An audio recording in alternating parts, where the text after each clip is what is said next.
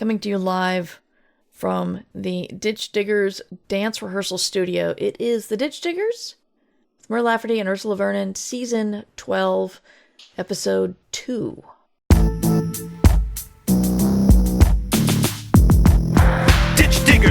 And ain't no wannabes here with some not so nice advice for your writing career. To be clear, no punches will be pulled, but the punch may be spiked how they like before they get on the mic.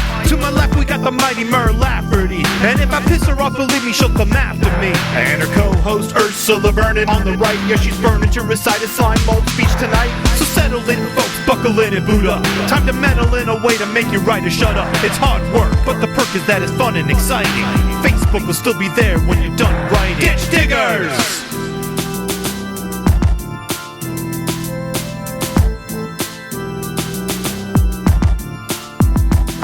Ditch Diggers! Yay! Yeah, we have numbering. Yeah, I worked hard on this.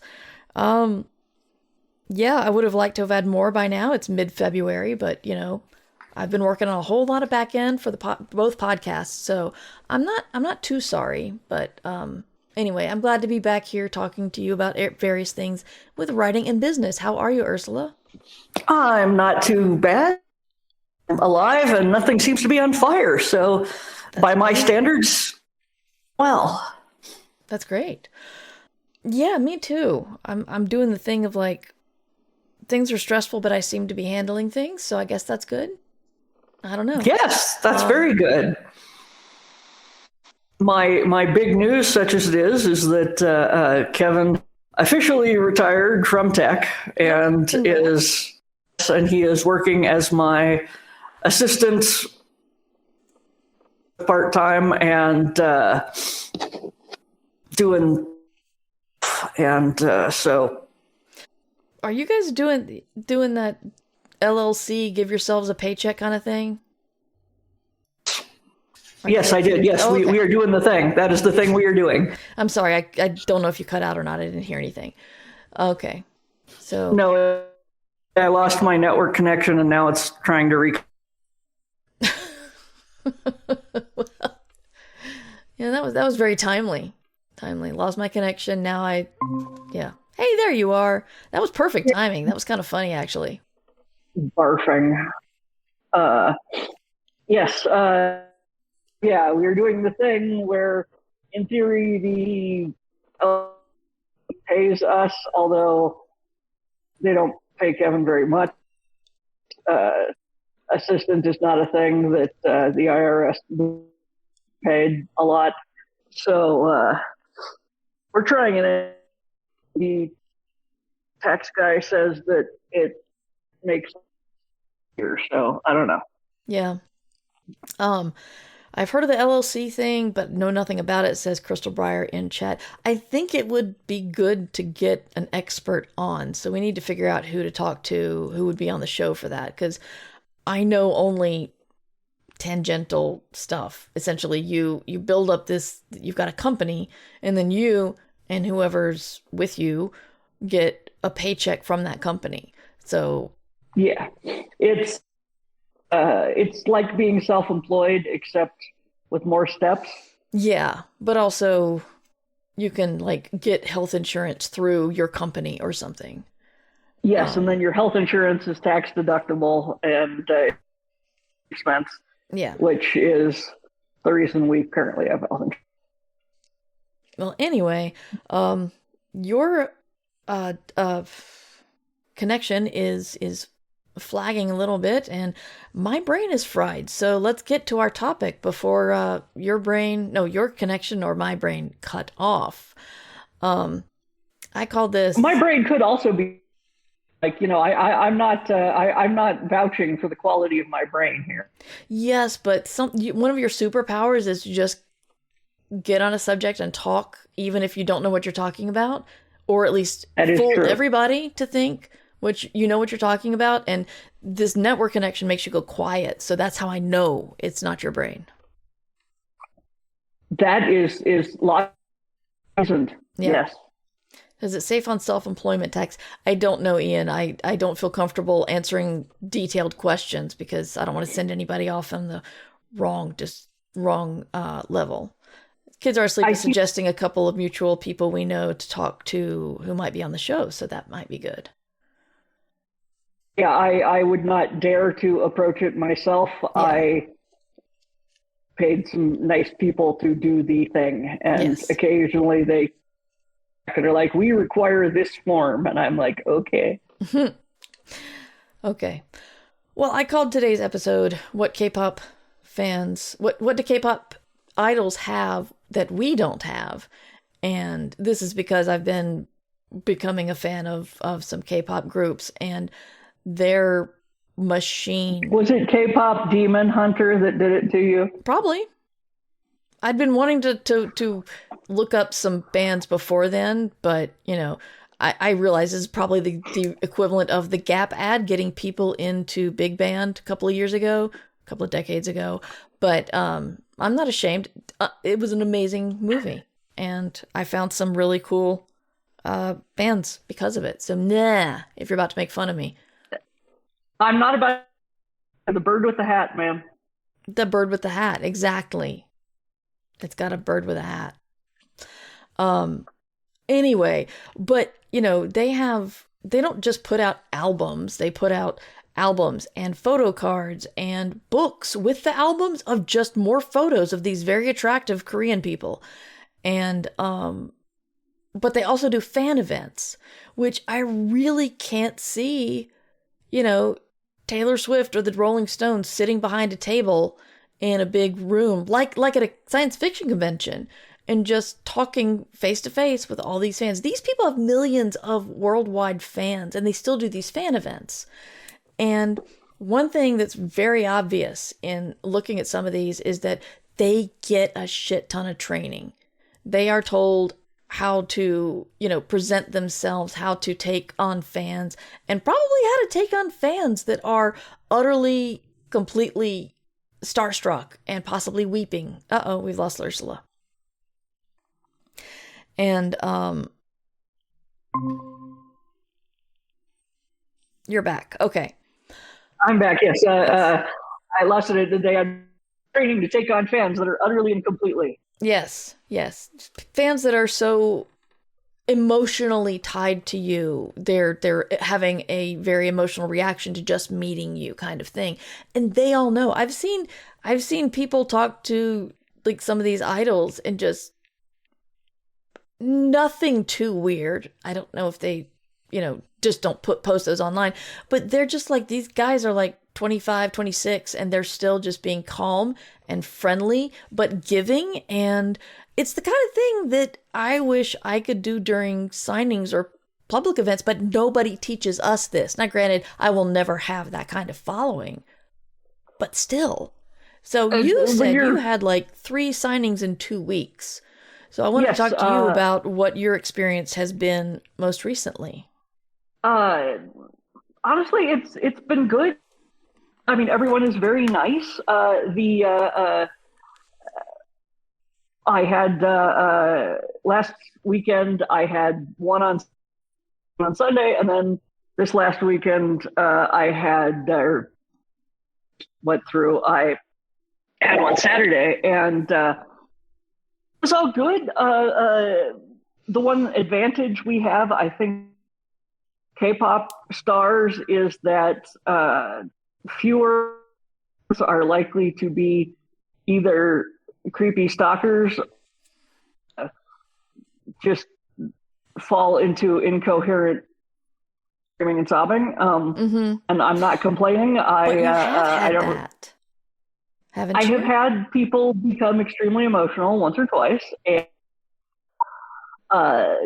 if the thing that I have to do at that point is I'm like, I do not want to feel embarrassed about the fact that they use the tears or whatever. Yeah. So I am usually like, hey, you know, it's okay.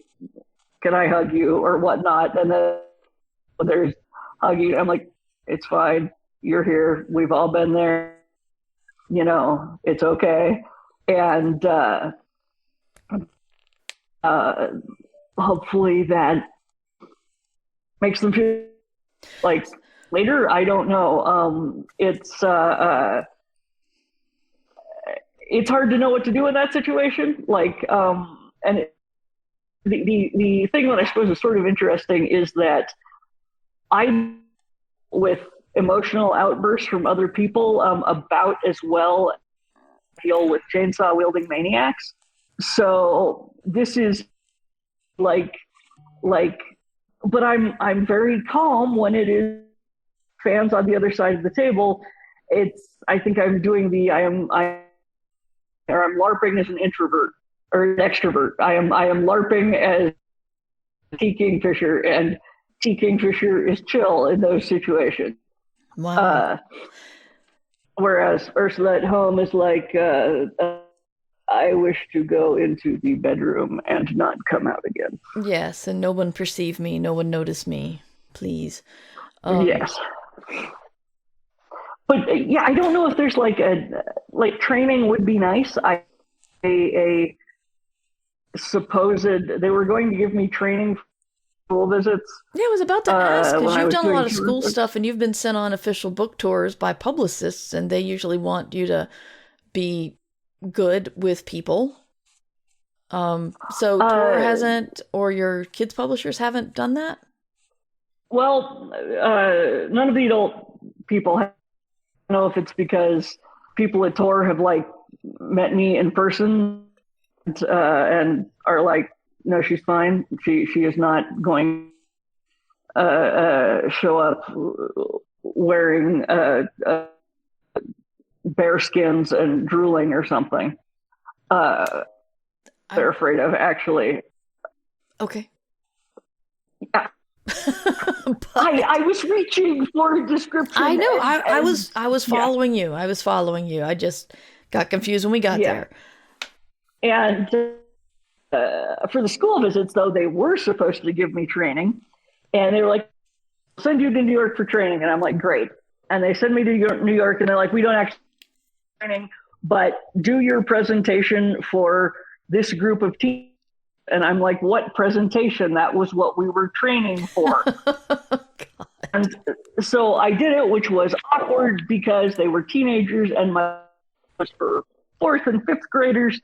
And so it didn't go that well. And then they just kicked me out the door. And I had watched a couple of videos. They were not training. They were just one dude who was good at doing it. And but I'm like, okay, I will attempt to do this. And there was a lot of learning on the fly. There was one, like the first school I went to, my little presentation thing that I had, and then, okay, how much longer do we have? And they're like 30 minutes. And I am like, fuck my life. Which is where I basically spontaneously, because I have no association with small children doing this. I did not have kids. My steps were already like aging out of that when I showed up. And so for babysitting my life, I was an only child. So this was like a terrifying experience. And I am having to come up with on the fly, basically a school interactive, let's make up a story together thing. I came up with while I was, the idea basically hit me as I am staring at a auditorium full of children, and having to basically improv the entire thing. And I am good at improv, but it does rank among the most horrifyingly stressful experiences of my life. I have a kid, and that still, the thought of it stresses me out. I recently went to Confusion in Detroit, an excellent con, and I've missed going. I've missed it for several years because of COVID and then inertia, I think. But we did a panel based on, like, I think we called it Authoring 2.0, and how to deal with things like you're a guest of honor, you're nominated for an award, or you're even just a panelist or something. And when these things happen to you, people don't tell you what that means. And especially because cons are all different. Oh yeah. There's like, I'm friends with Andrea Phillips, who was the fan guest of honor at Confusion. And I got to ride with her handler, sort of, and her to a quick errand when I got there. And they were talking about stuff when you're guest of honor, you always get like this basket of stuff from the con, and oftentimes it has something to do with the area. So you get like area snacks or area drinks, or if you like alcohol, sometimes they'll give you, if they're famous for whatever, some sort of alcohol coming out of that area, and you drink alcohol. Sometimes you'll get a book. Sometimes you'll get pens. Sometimes you'll get, kitschy toys from the dollar store. But one thing they usually do is ask you what you want. And that is so broad, I never, ever know what to do. And Andrea's handler was talking to me about how, like, frustrating it is for them to not get any answers. And I'm like, Oh, yeah. What do you want? I mean, like, Babylon 5 was based on that. Galactic War was based on that question. So I kind of wanted to narrow it down a little bit. And so I did learn a little bit about that. But, also oftentimes they'll give an hour to the guest of honor, but they don't tell you what that hour is. Sometimes, hopefully, it's an interview. Interviews are the easiest, yes. Definitely. But sometimes they're just like, okay, here you are. Here's your stage. Get on the thing for an hour. And like, what? My bad experience at Albacon, that was one of the lesser bad things that happened. But the fact that the fire alarm went off during my guest of honor thing, I saw that as an easy escape.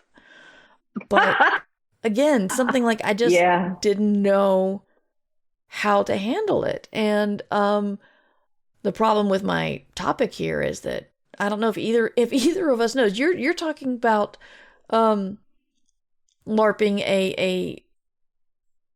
an extrovert. And I suppose when people are showing you such fandom, you just be kind and grateful. Oh God, yeah, no.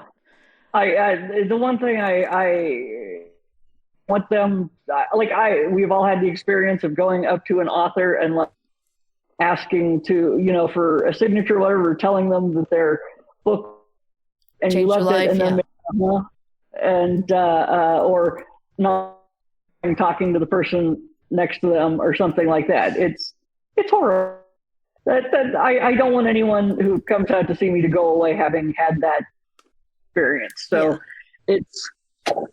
sometimes I'm just like, LARP that you are Mary Robinette Kowal. Oh, wow. Going to be gracious and competent if it frickin' kills you. And so these are not things that necessarily come easily to many of us, but you do what you can, and you don't succeed every single time, but you try. Mm-hmm. But it would be lovely, yes, if there was like training for when someone comes up to you and does X, you do Y. Yeah. So what I've come up with also is not be afraid to ask questions when you are put in a position of a guest of honor, or you're new to signings, or you're new to having people in your signing line, or you're nominated for an award. You can ask people who have experience. You can if you're the guest of honor and don't know what to do, you ask the con what they expect from you. If you're like suddenly realize you're going to have people in your signing line, you've never had that, talk to a more experienced author. And I think we're all also assuming if they didn't tell us how to do it, they must assume we know. And so if we show that we don't know how to do it, then we're going to look like idiots.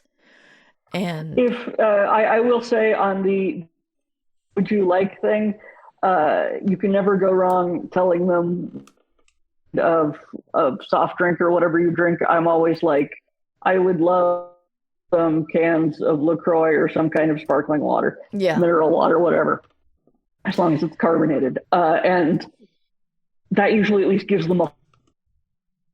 Yeah.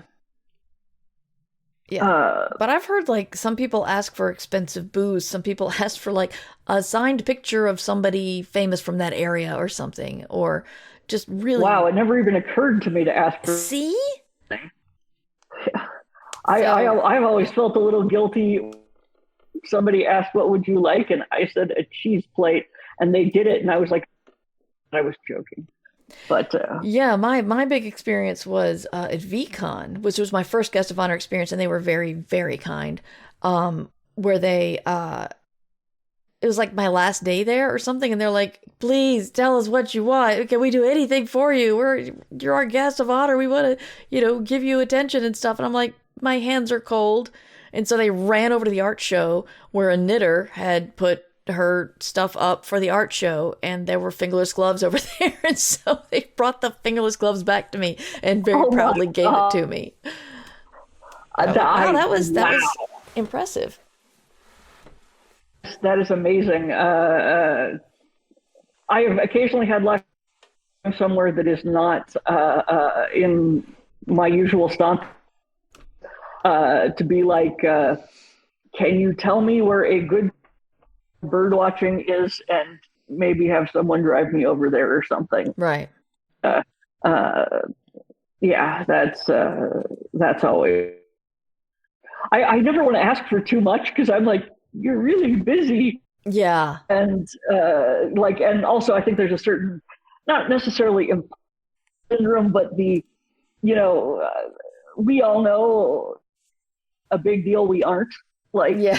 And so even if honor, we're like, look, I'm not going to act like a celebrity here and make demand.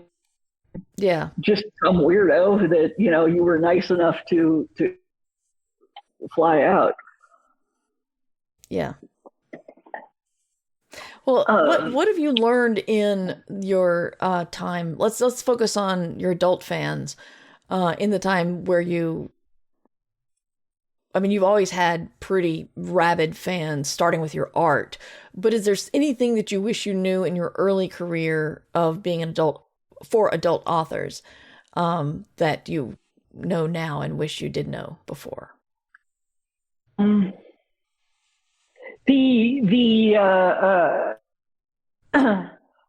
me think. Just as a detail. If you're doing signings like a big server, bring some book plates along. Yes. Because there's always going to be a person who is like, my friend loves your stuff and couldn't be, and I will be like, me to sign a book plate for them. I am happy to do that. And that is usually, I have all your books. I left them at home. I wanted to tell.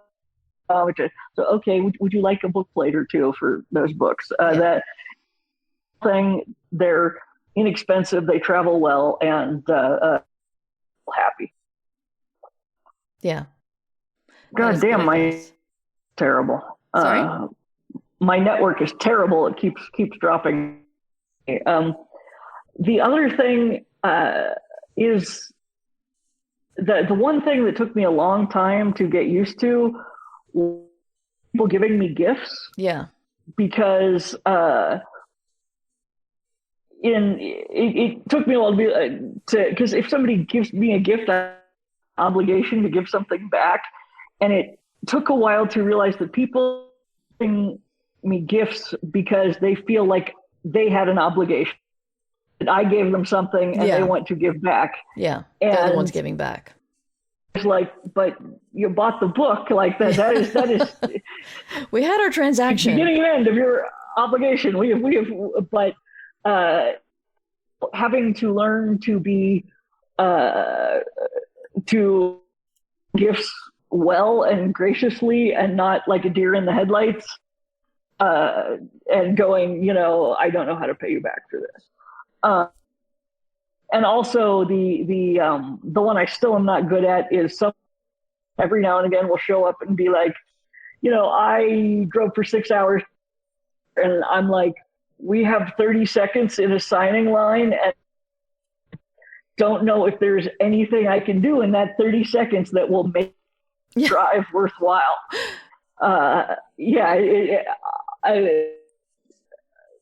Sometimes I'm like a little panicking. But you also know that, like, seeing you in panels or doing interviews or, we lost her again. We'll wait a moment. There you are. There I am. Sorry. The right. internet is really jumpy today. Yeah. It's easier, I think, on things where I've been on panels. Like if I've given it or something, that's much easier. Yes.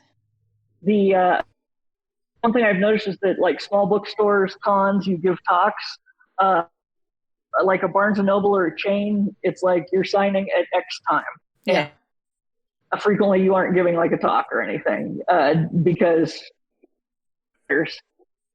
they either don't have regular events like that, or they just don't have the and traffic to like set up, that without it becoming a crisis. I don't know. Yeah. But I have, I think it's a lot easier when you have done a talk. Okay, well, they saw the talk, they laughed, we're all good. Mm-hmm.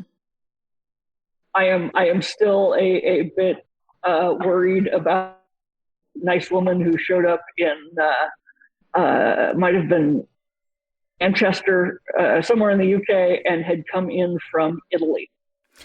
Oh, wow. And I am like, oh my God. And I think I literally said, there is nothing I can do in the 30 seconds to make that trip worth. My God, that's, and so we wound up taking 3 minutes because I'm like, where in Italy? She ran a bookstore in Italy and was like, come sign. And I'm like, talk to my publisher, I would be delighted. But yeah, it's a thing. And also one thing you touched on with the K-pop thing, to go back to a different tangent. I think if you are a male author, you are working hard, hopefully, to go, don't be creepy, don't be don't like that could be construed. If you're a female author,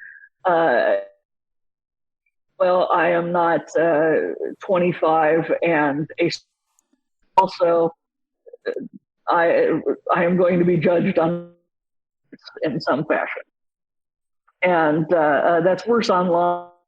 Person, God knows. Mm-hmm. I don't think any person cares, because most people who are also in that boat. I let people take photos. I take selfies with me, whatever. I'm like, yes, I'm going to look like a vampire chipmunk when this goes on Instagram, but such is life. The thing is, I don't think they're thinking that. They're thinking, oh my God, I got to meet T. Kingfisher. Well, absolutely. Proof. It's one of the things where I have gotten over my insecurity about my appearance kind of thing, because it is meaningful for them. Yes, I'm yeah, aged and frumpy and have neck wrinkles, but life. Yeah. Age comes for us all.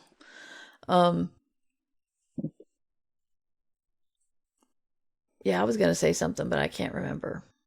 I think taking a page out of Keanu Reeves's book, which I don't think this is nothing he has said, but this is something you've seen in photo after photo that fans have had with him. He doesn't touch them. He will put his arm around their shoulders or around their waist, but he doesn't actually touch them. Yes. And, that seems just like a good baseline of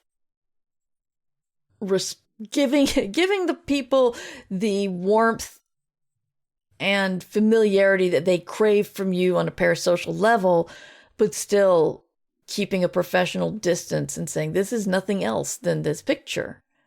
And also, if you're, you can't take my hand on your shoulder or your waist and make it feel creepy.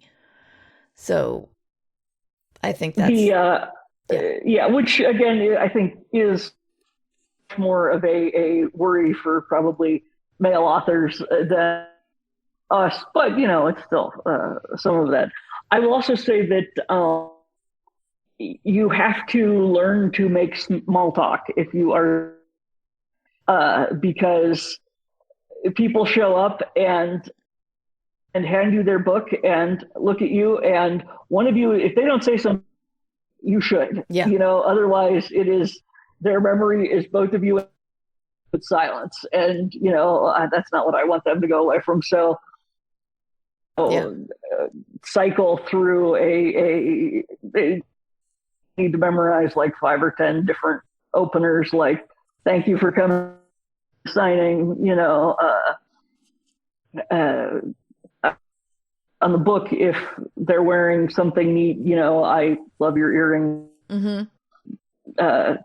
Can I read your shirt? Something like that. Sometimes, so are you local to say, but Santa Fe was where I was last time. Right. If there's weird weather, the local is more of if you have, that's more of if they say thank you for, coming to I got a lot of thank you for coming to Santa Fe. No one ever comes here. And I'm like happy to, are you local here or, kind of thing. And then you can talk about, if you have nothing else, ask people, what recommend, if they could recommend a good restaurant in the area. You end up going to it. First of all, you get a lot of good restaurant suggestions, and secondly, it's an icebreaker that is not weird in any way. And you could like post on socials later, hey, I went to this restaurant, thanks fan who sent me here, kind of thing. That would probably it's even if people who are starstruck and dead silent or whatnot will usually be to come up with something like that, because it's a different part of the brain thing. Yeah. You will get people who they will say something and will be like, I am trying not to fangirl or whatnot. I hear that a lot. Just tell them the story. I'm always like, you are doing much better than I did the first time I arrest people. And usually that makes them laugh and, whatnot. And if they are still I will tell them the story of how I met Peter S. Beagle at 2 a.m. and gibbered. And usually that at least gets us through the signing part. Yeah. I will also recommend something that I don't do and I need to, which is have a set thing that you put in people's books. Because if you don't know how, if you don't know something specific about them, like, you'll sign a book different for your friends than you will a stranger. But you could have a couple of ideas to put in your book. Because sometimes I open the book and my mind is a blank. And here's the bad one. What do you do for multiple books? You've got like your clever thing you put, and then they give you book 2. And I'm like, well, I can't put the clever thing from book 1 in book 2. But I can't just sign book 2. And usually write their name and like for so-and-so and then sign. Yeah. Well, I mean, I do that, of course. Yeah. And I only spell their name wrong a couple of times. I have worked out a system for spelling the name wrong. How? What? Teach me. It's I actually learned to do this on the Digger Kickstarter, which is that I write the name. It is spelled wrong, and if I'm using Sharpie, I have to get a fine point. I will write, I am very sorry. Your name is spelled X. I apologize. Very tired. I will draw you the wombat of apology. And then I draw a wombat saying sorry. And the thing is that what people want is like a personalized sort of experience. So like pretty every time they go away delighted with that, because they know that I had an interaction, and they have a now much rarer thing. So your misspelling is the upside down plane stamp. Essentially, yes. Yeah, I had a friend who she admits essentially her mother knew what she wanted to call her baby, and then after birth she was very tired, as one is after pushing out a human, and her father wrote it on the birth certificate and wrote it in a way that no one had ever used or seen. Just way too many vowels, many different places. And even though I knew that, I still spelled her name wrong. And then I wrote this very long diatribe against her father underneath it, blaming him for everything. So exactly. I think she liked that. And in my experience, it's funny, and people think that sort of thing is great. Like when I was doing the Digger Kickstarter and personalizing like 3,000 things, and I posted online every now and again, I will misspell one, and if so, no, it is this. Here's the wombat of apology. And I had people posting, man, I spell my name. Yeah, it is not the end of the world. Panic. You can recover if you are calm and funny. Yeah. Or one time the woman really did look unhappy that I misspelled her name. And so I bought her another book and kept the misspelling. That's also an option. Well, I wanted to talk about the AI thing, but we've used our hour, and your connection is dropping. So do you want to try to get together next week, or will the New York Times thing be no, I'm sure we can get. We'll see. I don't think it is going away as a. God damn it! You okay? Are you there? Oh no! Oh boy! Yes, Ursula has dropped again, and now she's back. And now I'm back. Yes, we'll try again later, either next week or the week after. We'll see where we're at. Yeah, and we'll talk about, and if you want to follow up, there's a woman who's been writing a whole bunch of AI books and being real proud of it and putting them on Kindle. And using 21 different pen names. And I'm like, if you have to use that many pen names, it's because no one is second book. Yeah, so we have opinions. So we will get to that, I guess, next time. Ursula, tell us where you are, where to find you online, and if you have any upcoming appearances. You can find me online, Blue Skies T. Kingfisher, or you can go to redwombatstudio.com. It has a list updated of my appearances. Wow. So we got that going. Your assistant's really making his money already. Yes. At the moment, he's trying to filter my email. Oh, my. I wish him joy of it. Where can we find you? You can find me at merverse.com.